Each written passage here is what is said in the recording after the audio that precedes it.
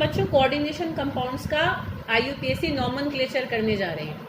तो जो IUPAC nomenclature है बेटा कोऑर्डिनेशन का, इस तरीके से ही है जैसे तुमने ऑर्गेनिक कंपाउंड्स की IUPAC नेमिंग की थी। तो वहाँ हमने रूल्स को पहले समझा था अच्छे से और हर रूल को इम्प्लीमेंट कर करके देखा था। फिर जब सारे रूल्स तुम्हें समझ में आ गए थे, फिर उसके बाद तुमने पूरी नेमिंग की थी अच्छे से। ठीक है, तो यहाँ पर भी कोई रूल तुम्हें लर्न नहीं करना, सारे रूल्स को इम्प्लीमेंट करना सीखना है कि how can we implement these rules to find out the name of that coordination compound. ठीक है बेटा, तो अगर फिर भी तुम्हें कहीं रूल में कोई कन्फ्यूजन हो तो बुक को खोलोगे और बुक में से उसको रीड आउट करोगे। ठीक है, वैसे एज सच कोई ज़रूरत पड़ेगी नहीं, एक बार तुम्हें अगर यहाँ समझ में आ जाती है तो जस्ट तुम्हें एग्जाम्पल चाहिए और लीगेंड्स की टेबल, क्योंकि लीगेंड्स की टेबल तुम्हें वैसे तो असल में तो लर्न होनी चाहिए, बट वो बैठ के टेबल कोई भी लर्न नहीं करता, ना कभी मैंने की, ना तुम्हें कोई ज़रूरत पड़ेगी। जब तुम करोगे नेमिंग तो कुछ लीगेंड्स तो मैंने तुम्हें लिखवाई दिए थे टर्मिनोलॉजी में। ठीक है, टीना देख ली थी बेटा, वो वीडियो देखी थी टर्म्स की, लीगेंड्स की नहीं देखी है तुमने अभी, तो उसको देख लेना बेटा। ठीक है, तो वो वाली जो जब तुम्हें लीगेंड्स पता लग जाएंगे कि इस लीगेंड का ये नाम है और इतना इसके ऊपर चार्ज होता है और इतनी इसकी डेंटिसिटी होती है। बेटा सुनो सब ध्यान से, पायल बेटा इधर फोकस करो। देखो बेटा, 3 चीज़ें तुम्हें हर लीगेंड की पता होनी चाहिए, एक तो उसका नाम, एक उसके ऊपर कितना चार्ज है और एक उसकी डेंटिसिटी कितनी है। डेंटिसिटी क्या होता है टीना, डेंटिसिटी क्या होता है, कोई बताएगा बेटा व्हाट इज डेंटिसिटी? हाँ बताओ पायल, बताओ, बोलो। बताओ बेटा डेंटिसिटी क्या होती है, बोलो। उस दिन बता कर गई थी ना मैं, क्या होती है डेंटिसिटी, बताओ। अच्छा, एक बाइडेंटेट लीगेंड का क्या मतलब होता है?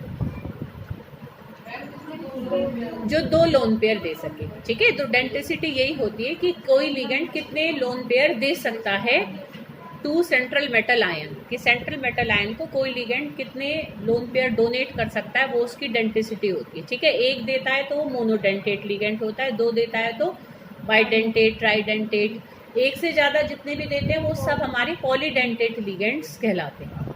ठीक है बेटा, तो अगर हमें डेंटिसिटी पता है, चार्ज पता है और नाम पता है, ठीक है, तो ये लगा लो 75% तुम्हारी नेमिंग का काम कंप्लीट हो गया।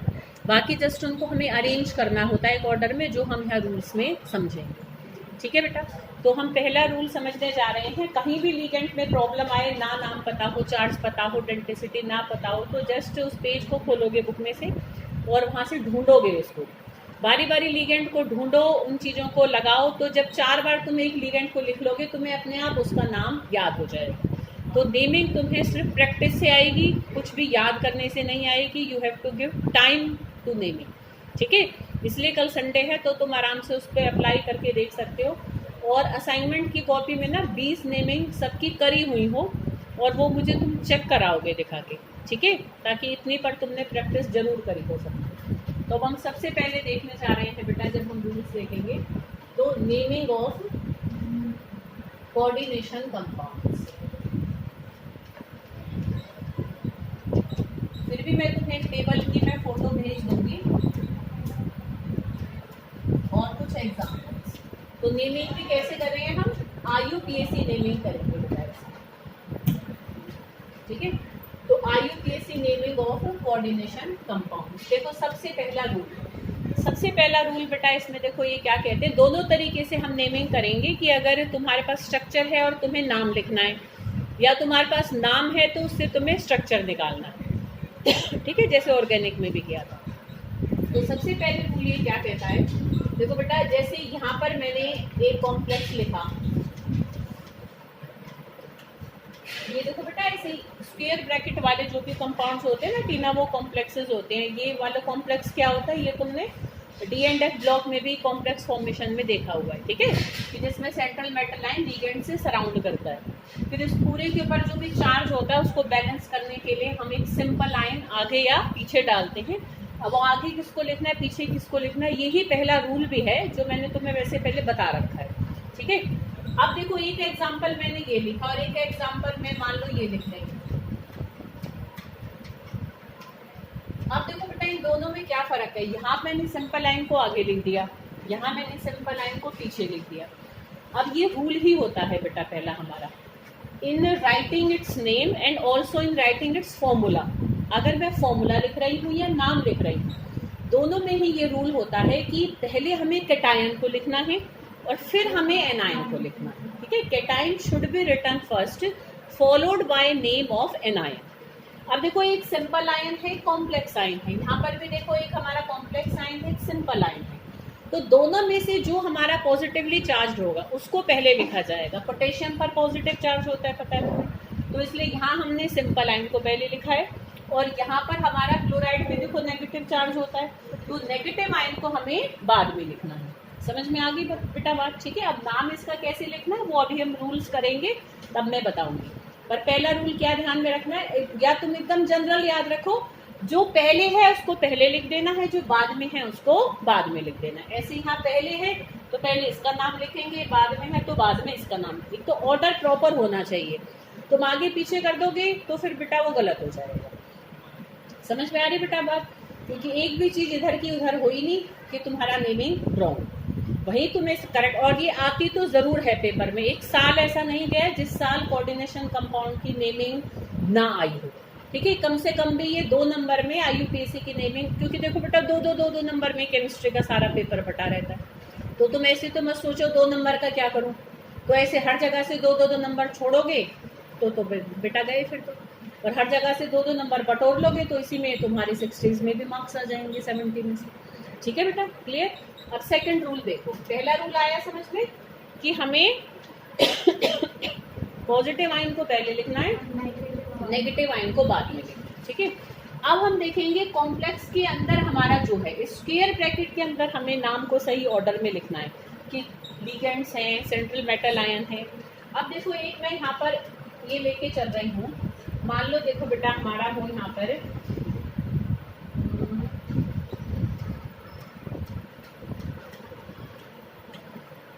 देखो 2 मैंने ये लिया, एक मैंने इसको ले लिया, एक मैं ये ले लूँ,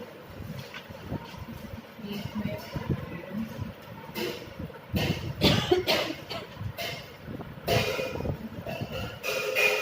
मैं यहाँ कई सारे लिगेंड्स ले लेते हैं ना। तो अब देखो ये मैंने क्यों इतने सारे लिगेंड्स लिए हैं, क्योंकि अब देखो मुझे स्क्वायर ब्रैकेट के अंदर का हिस्से को अगर लिखना है, ठीक है, तो इसको मुझे कैसे लिखना होता है। देखो ये पार्ट तो क्लियर है, जो इसका नाम है ना वही का वही जाएगा। पोटेशियम है, पोटेशियम ही लिखना है बस उसको, और कुछ आयन वाइन कुछ नहीं लिखना। अच्छा, और जो हमारे सिंपल आयन होते भी हैं उनके लिए हम कोई प्रीफिक्स भी यूज नहीं करते। देखो तुम अगर स्ट्रक्चर में देखो तो यहाँ K कितने हैं 4, तो टेट्रा पोटेशियम नहीं लिखेंगे हम, इसको खाली क्या लिखेंगे, बस पोटेशियम। सिंपल आयन के लिए रूल होता है, ध्यान रखेंगे कि no prefix is used for simple ions. Simple ions के लिए हम कोई प्रीफिक्स यूज नहीं करते। फिर भी मैं तुम्हें लिमिटेड एक बार ना फोटो भेज दूंगी रूल्स के, ठीक है, कभी जरूरत हो तो तुम वहीं से पढ़ लेना, और मन करे तो नोट करना है तो अपने असाइनमेंट की कॉपी में रूल्स को नोट डाउन भी कर लेना, ठीक है बेटा। तो सिंपल आयंस के लिए हम कोई प्रीफिक्स यूज नहीं करते। जैसे यहाँ पोटेशियम है, यहाँ पर देखो सिंपल आयन क्या था, क्लोराइड, तो डाइक्लोराइड नहीं लिखेंगे, खाली क्लोराइड लिखेंगे। अच्छा, वही क्लोराइड अगर देखो अंदर आ गया स्क्वायर ब्रैकेट के, तो now it is a ligand, तो ये लीगेंड है। लीगेंड के रूप में ध्यान है किसी को कि Cl नेगेटिव को क्या लिखते हैं, मैंने तुम्हें लिखवाए थे। Cl नेगेटिव को लीगेंड के फॉर्म में क्या लिखते हैं, क्लोरिडो। क्या लिखते हैं बेटा, क्लोरिडो। देखो क्या रूल होता है, सब समझ के चलेंगे, रूल बहुत थोड़े से हैं, बस इम्प्लीमेंट करना सीखना है तुम्हें। जितने भी नेगेटिवली चार्ज्ड लीगेंड्स हैं उन सबको हम जब नाम लिखते हैं तो उनकी एंडिंग O से करते हैं। किससे करते हैं, O से। जैसे इसको हम Cl नेगेटिव अगर अंदर है स्क्वायर ब्रैकेट के, तो now it is a ligand, तो अगर वो लीगेंड है तो हम इसको लिखते हैं क्लोरिडो। बट अगर वो सिंपल आयन है तब हम उसको खाली जो उसका नाम है वो लिखते हैं क्लोराइड, क्योंकि क्लोरिडो तो एज लीगेंड उसका नाम है, बट ये बाहर जब है तभी लीगेंड बिहेव नहीं कर रहा, कोई कोऑर्डिनेट बॉन्ड नहीं बना रहा, लोन पेयर नहीं दे रहा है, तो जो उसका नॉर्मल नाम है वो ही लिखते हैं। ये बात सब समझ के चलेंगे बेटा, ठीक है, कि अंदर अगर कोई नेगेटिव लीगेंड है तो उसकी एंडिंग O से होती है। सिंपल लीगेंड्स की कोई स्पेशल एंडिंग नहीं होती, और मैंने नाम तुम्हें सिंपल लीगेंड्स के ज़्यादातर सबके ही लिखवा दिए थे, ठीक है। और अगर कोई इनकेस पॉजिटिव लीगेंड होता है, पॉजिटिव लीगेंड सिर्फ 2-3 होते हैं बेटा। एक जैसे हमारा NO पॉजिटिव होता है, उसको नाइट्रोसोनियम कहते हैं, NO2 पॉजिटिव भी होता है, उसको नाइट्रोनियम कहते हैं। ठीक है बेटा, मतलब पॉजिटिव लिगेंड की एंडिंग हम किससे करते हैं? EM से। टेबल को एक बार सब जाकर जरूर देखना बेटा, क्योंकि मैं सारे लिगेंड्स को यहाँ नहीं लिखवा सकती हूँ ना, तुम्हें वो ऐसे याद रहेगा, जब जरूरत पड़े जब टेबल में से देखना। ठीक है बेटा, तो अब 3 बात है देखो बेटा लिगेंड्स के नाम लिखने में। अब सब ध्यान रखेंगे, एक तो क्या है कि अगर नेगेटिव लिगेंड है तो उसकी एंडिंग O से करते हैं।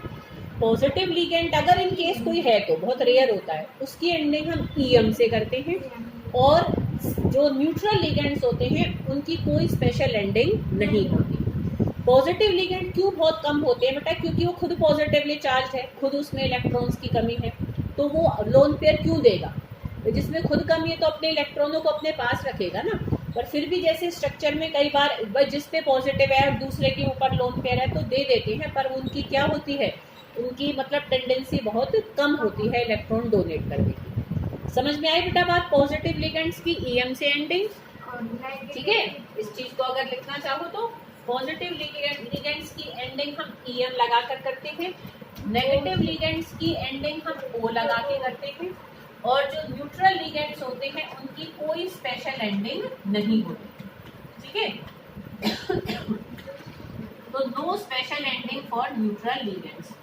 सबके अपने अलग अलग नाम होते हैं। ध्यान है किसी को कि वाटर को क्या कहते हैं? एक्वा। और NH3 को क्या कहते हैं बेटा? अमीन कह दो। हाँ अमाइन कह लो, अमाइन में से बेटर प्रोनाउंसिएशन है, सही कह रहे हो। और EN को क्या कहते हैं? याद करो। वेरी गुड बेटा, इथेन 1,2 डाइअमीन। इनके नाम लिखवा दिए थे बेटा मैंने उस दिन टर्मिनोलॉजी में, वो वीडियो देख लेना तुम्हें। अब हमें देखो सबके नाम पता है। अब देखो मैं अभी इसका तुम्हें नाम लिखकर दिखा दूंगी, यही है मेन हमारे रूल्स। बताओ कोई दिक्कत? अच्छा, अब देखो हमें क्योंकि इसमें पॉजिटिव आयन पहले है तो मैं पहले इसका नाम लिख देती हूँ। ये मैंने लिख दिया पोटेशियम। वैसे एक रूल ना ये भी होता है कि इसके नाम को हम स्मॉल लेटर से शुरू करते हैं, ठीक है, पर ये सच इतना कुछ वो नहीं है, तुम कैपिटल से भी कर सकते हो, तो कोई ऐसी इतनी बात नहीं है। तो पोटेशियम, ठीक है, और इस पार्ट को एक उसमें लिखना है। और देखो ये सारे को मिलाकर कोशिश हमारी होनी चाहिए कि एक वर्ड में लिखें, कोई गैप ना दे जब हम इन सबका नाम लिखेंगे। मतलब लिखते टाइम हम इतना नहीं ध्यान रख पाते, बट एक ये रूल है, सिंपल आयन को एक शब्द में लिखना है और कॉम्प्लेक्स आयन में जितना भी सौदा है सबको एक शब्द बनाकर हल्का सा दोनों के बीच में गैप मार के करना है। ठीक है बेटा, अब हम इसको कैसे लिखेंगे? स्क्वायर ब्रैकेट के अंदर ध्यान रखेंगे बेटा, सबसे पहले हम लिखते हैं सारे लिगेंड्स को। जैसे पहले हमें जब हम फॉर्मूला बनाएंगे तो पहले सेंट्रल मेटल आयन को लिखते हैं, पर जब नाम लिखेंगे ना तो हम पहले सारे लिगेंड्स को लिखेंगे और उन लिगेंड्स को लिखेंगे उनके अल्फाबेटिकल ऑर्डर में। और अल्फाबेटिकल ऑर्डर कैसे निकालेंगे? उनका जो नाम है उसके अल्फाबेट से। जैसे कि देखो बेटा अमीन है तो अमीन की स्पेलिंग हमारी क्या होती है? ठीक है, ये लिख दिया मैंने। ये क्या है? इथेन 1,2 डाइअमीन, तो इथेन 1,2 डाइअमीन। ये क्या है हमारा? क्लोरिडो। ठीक है, ये क्या है हमारा? एक्वा। और ये क्या है? हाइड्रोक्सो। तो अब अल्फाबेटिकल ऑर्डर में बताओ सबसे पहले मैं किसको लिखूंगी? किसको लिखेंगे? ए तो अब इसमें भी है और एक्वा में भी है, एक्वा में भी ए है और अमाइन में भी ए है। ABCDEFGHIJKLM NOP Q तो बाद में आएगा ना, तो पहले M आया। अगर पहला अल्फाबेट सेम है, जैसे ये एक्वा है और ये अमीन है, पहला अल्फाबेट सेम है, तो फिर हम नेक्स्ट अल्फाबेट से अल्फाबेटिकल ऑर्डर निकालेंगे। तो सबसे पहले किसको लिखेंगे हम? अमाइन को। ठीक है बेटा, तो अब मैं इसका नाम लिखना शुरू करूंगी, अमाइन। अच्छा, कितने हैं अमाइन हमारे? 2। लिगेंड्स के लिए हम अगर एक से ज्यादा है तो हम प्रीफिक्स लगाएंगे। क्या लगाएंगे? Prefix. And prefixes are not considered during deciding alphabetical order. जब हम अल्फाबेटिकल ऑर्डर निकालते हैं ना, तो देखो बेटा 2 हैं, तो 2 के लिए क्या प्रीफिक्स लगाते हैं? याद करो, ऑर्गेनिक का भी करा था हमने। जैसे अगर 2 इथाइल होते थे तो तुम क्या लिखते थे? Di ethyl. 2 मिथाइल होते थे तो डाई मिथाइल। तो अब यहाँ पर अमीन हमारे अमाइन कितने हैं? 2, तो मैं क्या लिखूंगी इसको? Diamine. ठीक है। और इस डी और आई को हम कंसिडर नहीं करेंगे ड्यूरिंग डिसाइडिंग अल्फाबेटिकल ऑर्डर, ये ध्यान में रखना। ठीक है, जब हम अल्फाबेटिकल ऑर्डर सबका कर रहे हैं तो उस डी को कंसिडर नहीं करेंगे, हम उसका जो एक्चुअल नाम है उससे अल्फाबेटिकल ऑर्डर डिसाइड करेंगे।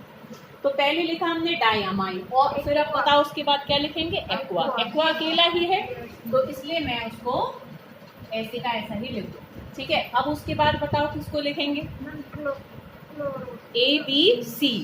ठीक है, तो क्लोरिडो, क्लोरिडो कितने हैं, 2, तो डाई क्लोरिडो। तो क्या लिखेंगे बेटा, मैंने ये बहुत बड़ा बना दिया, इतना बड़ा आता नहीं है कभी भी, छोटे ही आते हैं नेम। मैं तुम्हें एक में रूल सारे समझाना चाह रही हूँ, इसलिए मैंने इकट्ठे, इतना बड़ा नाम नहीं होगा, किसी को ऐसे करके थोड़ा ना बुलाएंगे। ओ potassium diamine, aqua, di chlorido, di hydroxo, ethane 1,2 diamine, di hydroxo, इधर इतना लंबा तो नहीं बोलेंगे ना किसी का नाम। तो ये तो मैंने वैसे जस्ट एग्जाम्पल के लिए तुम्हें बड़ा बना के दिखाया। ठीक है, अच्छा यहाँ तक आई बेटा बात समझ में। डायमाइन, एक्वा, डाइक्लोरिडो, फिर उसके बाद बताओ किसको लिखेंगे, इथेन 1,2 डायमीन। अच्छा, अब यहाँ एक रूल होता है, अगर किसी के नाम के अंदर सिंपल प्रीफिक्सेस आ रहे हैं, जैसे डाई, ट्राई, टेट्रा, अब इसके नाम के अंदर आ रहा है इथेन 1,2 डाई अमाइन, अमीन, हाँ अमीन कहेंगे। ठीक है, इसके नाम के अंदर ही आ रहा है ना बेटा। तो अगर किसी भी लिगेंड के ऑलरेडी नाम के अंदर सिंपल प्रीफिक्स होता है तो उसके नाम को हमेशा हम ब्रैकेट में एनक्लोज करके यहाँ पर लिखेंगे। ठीक है, अच्छा अब तुम कहोगे अगर वो एक से ज्यादा हो जाता, जैसे EN यहाँ पर मान लो 2 होते, चलो मैंने लगा दिए 2, तो अब इसके लिए हम प्रीफिक्स डाई यूज नहीं करेंगे। ध्यान है किसी को अगर अभी याद हो तो ऑर्गेनिक में हमने एक सिंपल सब्स्टिट्यूएंट की करी थी नेमिंग, फिर हमने कॉम्प्लेक्स सब्स्टिट्यूएंट्स की भी करी थी। कॉम्प्लेक्स सब्स्टिट्यूएंट अगर एक से ज़्यादा होते थे तो हाँ कौन से प्रीफिक्सेस यूज़ करते थे, ध्यान है किसी को। ऑर्गेनिक में जब हमने सिंपल प्रीफिक्सेस, सिंपल जो हमारे सब्स्टिट्यूएंट्स थे तो उनके लिए di, tri, tetra, penta prefixes use करते थे। बट अगर कोई कॉम्प्लेक्स सब्स्टिट्यूएंट होता था तो बेटा उसके लिए हम प्रीफिक्स यूज़ करते थे बिस, ट्रिस, याद है बेटा ऐसे। ठीक है, तो अगर ऐसा कोई हमारा क्या है बेटा लिगेंड है जिसके नाम के अंदर ऑलरेडी प्रीफिक्स सिंपल आ रहा है, तो एक तो अगर वो अकेला भी है तब भी हम उसके नाम को किस में लिखेंगे, ब्रैकेट में इनक्लोज करेंगे। और अगर वो एक से ज्यादा है तो हम उसके लिए सिंपल प्रीफिक्स यूज नहीं करेंगे, उधर ध्यान रखो, हम उनके लिए प्रीफिक्स यूज करेंगे कॉम्प्लेक्स। और कॉम्प्लेक्स प्रीफिक्सेस अगर वो 2 होंगे तो क्या होता है, बिस। ठीक है, हाँ देखो बेटा मैं लिख देती हूँ, अगर 2 होते हैं तो हम उसके लिए क्या यूज करते हैं, बिस। 3 होते हैं तो हम उसके लिए यूज करते हैं ट्रिस। 4 होते हैं तो हम उसके लिए क्या यूज करते हैं, इसके लिए क्या हो जाएगा, ट्रिस। ठीक है, 4 अगर होंगे तो हम उसके लिए देखो बेटा यूज करते हैं टेट्राकिस। ठीक है, और इसमें ये बढ़ता चला जाएगा, 5 है तो पेंटाकिस, हेक्साकिस, पर इतने सारे होते नहीं है क्योंकि ऑलरेडी वो हमारा एक कॉम्प्लेक्स, एक बहुत बड़ा है। भाई किसी के नाम के अंदर ऑलरेडी डाई, ट्राई आ रहा है तो वो लिगेंड बहुत बड़े साइज का होगा। ठीक है बेटा, तो बड़ा इतने सारे तो नहीं होंगे कि 4, 5, 6, 7 आ जाए। समझ में आ रही बेटा बात। ठीक है, निकिता नींद तो नहीं आ रही है ना, तो बैठ जा, सीधा होकर सो जाएंगे थोड़ी देर में। तो आ रही बेटा बात समझ में। तो ये वाले प्रीफिक्सेस हम कब यूज करते हैं, for those ligands which already have di, tri, tetra, penta simple prefixes in their own name, उनके पहले से नाम में ही होता है। ठीक है, तो अब अगर मान लो ये 2 हैं तो मैं यहाँ पर क्या लिखूंगी, पहले बिस, फिर इसके नाम को लिखूंगी ब्रैकेट के अंदर, उसका प्रीफिक्स ब्रैकेट के बाहर लिखेंगे। ठीक है भाई, ये 2 हैं EN, तो बिस को मैंने बाहर लिखा, अब इस पूरे के अंदर इसका नाम मैं लिखूंगी इथेन 1,2 डायमीन। ठीक है, 2 M लगाए तो अमाइन बोल दो, सिंगल M है तो हम अमीन से होते हैं बेटा, ऑर्गेनिक के जो कंपाउंड्स होते हैं। समझ में आया बेटा बात। अच्छा, अब कोई और लिगेंड बचा, कौन सा बचा है, OH। OH को हम कहते हैं बेटा हाइड्रोक्सो, क्या कहते हैं बेटा इसको, हाइड्रोक्सो। नहीं तो हाइड्रोक्साइड आइन होता है, देखो NaOH, sodium hydroxide, but as ligand इसका नाम क्या बन जाएगा, हाइड्रोक्सो। तो 2 हैं तो क्या नाम आ जाएगा इसका, डाई हाइड्रोक्सो।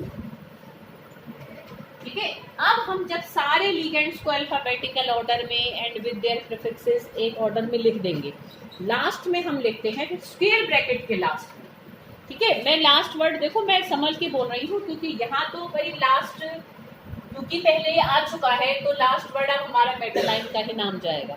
बट अगर कॉम्प्लेक्स आयन पहले होता और एक सिंपल आयन पीछे होता तो सिंपल आयन ही लास्ट में लिखा जाता बेटा। विद इन कॉम्प्लेक्स आयन हमें पहले लिगेंड्स को और फिर सेंट्रल मेटल आयन को लिखना, ठीक है बेटा। तो अब ये कौन सा मेटल है, कौन सा मेटल है ये? CO कौन सा मेटल होता है, नाम बताओ? कोबाल्ट, ठीक है बेटा। अब अगर देखो, अब यहाँ भी एक रूल होता है कि अगर हमारा कॉम्प्लेक्स साइन होता है नेगेटिव, जैसे यहाँ नेगेटिव है, ठीक है, अगर ये कॉम्प्लेक्स साइन नेगेटिव होता है ना तो मेटल की नेम को भी हम एक स्पेशल एंडिंग देते हैं, उसके पीछे 8 लगा देते हैं। ये वाला 8 नहीं, ATE, इससे एंडिंग करेंगे हम इसकी, ठीक है। पर ये बहुत ध्यान रखना बेटा, ये एंडिंग हमें जब ही करनी है अगर कॉम्प्लेक्स साइन हमारा नेगेटिवली चार्ज है। अगर कॉम्प्लेक्स साइन पॉजिटिवली चार्ज है तो जो उसका नाम है वो एज इट इज बस सीधा नाम ही लिखा जाता है, ठीक है। जैसे अगर ये पीछे होता सिंपल आयन तो मैं इसको खाली कोबाल्ट लिखती, बट अगर अब क्योंकि ये एक नेगेटिव कॉम्प्लेक्स आयन है इसलिए हम इसको लिखेंगे कोबाल्टेट। क्या लिखेंगे बेटा? ठीक है, तो इसका क्या नाम बनेगा? कोबाल्टेट। और को जहां पर भी हम सेंट्रल मेटल आयन को लिखेंगे उसके जस्ट बाद हम ब्रैकेट में उसकी ऑक्सीडेशन स्टेट लिखेंगे इन रोमन न्यूमरल्स, ठीक है। उसकी क्या लिखेंगे? Oxidation state. अच्छा देखो, ऑक्सीडेशन स्टेट देखो कई बच्चे सीख जाएंगे निकालने, कोई प्रॉब्लम नहीं है। जिन भी बच्चे को लिगेंड का चार्ज याद होगा वो सही निकाल लेगा, बट फिर भी बहुत सारे बच्चे हैं गड़बड़ कर जाते हैं, नहीं निकाल पाते हैं। तो अगर तुम्हें तुक्का मारना है, ठीक है, वीडियो में बोल रही हूँ जबकि मैं इस बात को, इन केस अगर तुम्हें तुक्का मारना है तो 3 लिख देना। ज़्यादातर कॉम्प्लेक्स आयन में जो सेंट्रल मेटल आयन की ऑक्सीडेशन स्टेट है वो 3 निकल आती है। इन केस ना समझ में आए, कंफ्यूजन हो, छोड़ के आने से बेटर तुम 3 लिखाना। पहले ट्राई करो कि तुम सही तरीके से निकाल सको। देखो कुछ नहीं है निकालने में। अब 4 पोटेशियम पर कितना चार्ज होगा बताओ? 4 पोटेशियम पर कितना चार्ज होगा पॉजिटिव? 4। इतना टाइम क्यों लगाते हो यार? 1 पोटेशियम पर 1 पॉजिटिव चार्ज होता है, फर्स्ट ग्रुप का मेटल है। 100 बार तुम्हें एलिना ना कर रब से फरियाद बता रखा है, ठीक है। तो फर्स्ट ग्रुप में जितने भी मेटल आए थे इनमें से कौन कौन से आ जाएंगे? ज़्यादा से ज़्यादा हमारे पास सोडियम आ जाएगा, पोटेशियम आ जाएगा। ध्यान रखो ना बेटा, इन दोनों पर ही कितना चार्ज होता है? +1। तो 4 पोटेशियम पर कितना होगा?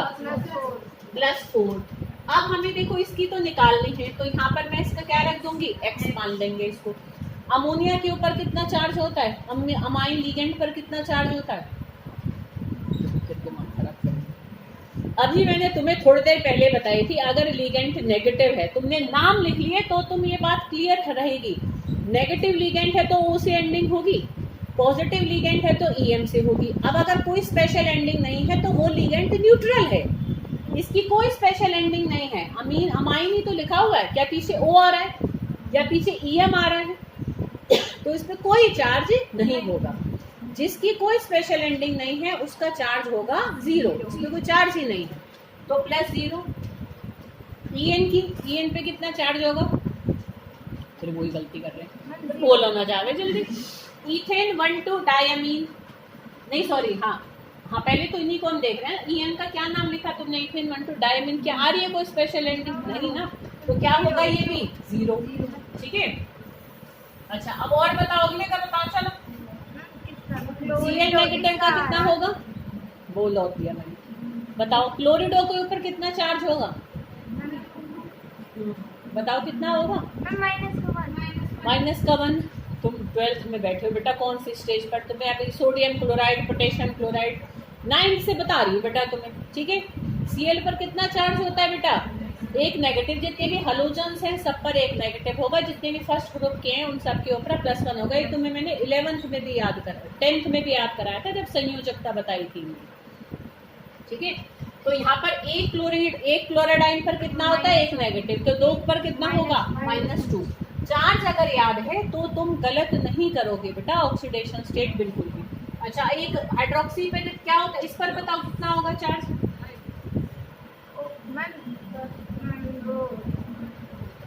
चार्ज होगा। हाँ कितना होगा ना, नाम बताओ। इसका एंडिंग आ रही है स्पेशल, O से आ रही है, तो क्या चार्ज होगा पहले तो ये बताओ? पॉजिटिव होगा नेगेटिव होगा?